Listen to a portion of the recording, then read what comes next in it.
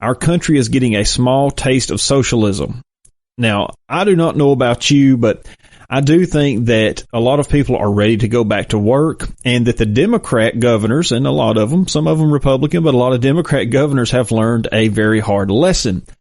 They have learned that when they allow the people who work and keep this country going to have time off, those people will eventually start to protest.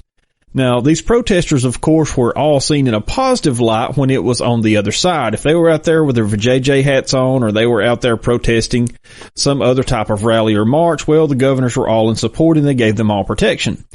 But when it came down to conservatives in the state of, Michigan, well, the governor comes out and says that they were racist because they were carrying their American flags and they were showing support for their country.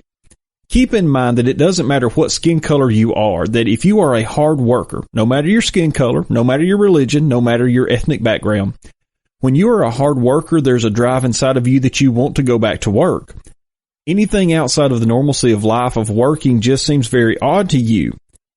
So why do these governors keep everything locked down? Well, number one, we see where there is a socialist agenda, and I know y'all get so tired of hearing me say that, but I honestly believe it to be true. There is a socialist agenda behind every bit of this. See, there's people like Bernie Sanders and Ilhan Omar and Alexandria Ocasio-Cortez who are wanting to push forward their socialist agenda in our country. Let me give you one prime example. Ilhan Omar and Rashida Tlaib introduced a bill this last week which would have canceled all rent. What the bill would have basically done is it would have kept anyone who owns property, anyone who rents to a tenant, from kicking that tenant out because they have not paid their rent, and it would extend that up to maybe 6 months. Well, the issue is here, people who own properties, that's their business. And I understand that in a time like this, we may not want big banks to go in and kick people out of their homes.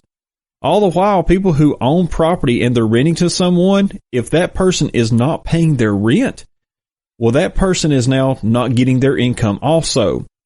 So they have whined and cried about how that we're sending out $1,200 for each person and that is not enough. But if that is a family, and I know I live in a rural part of Alabama and I understand rent prices are much higher in different places. But if you have a family that's getting $2,400 a month, most likely that's going to pay for their rent across our country. For those who live in our area, a 2-bedroom, 1-bathroom apartment is going to be about $600 to $700 a month. And yes, that does seem very high, but that's basically what the cost is in even rural Alabama. So if you have a mortgage or you're renting from someone, you may be thinking, well, I can't afford to pay that right now. Well, the government gave you $2,400.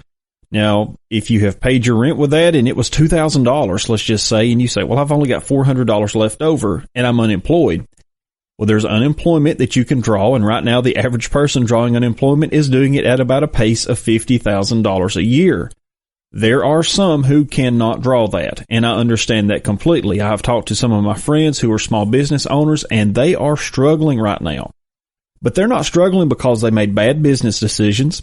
They're not struggling because they have made poor choices. They are struggling simply because our government is telling them you cannot work. And when people can't work, eventually they get tired of just being home. Let's just be honest.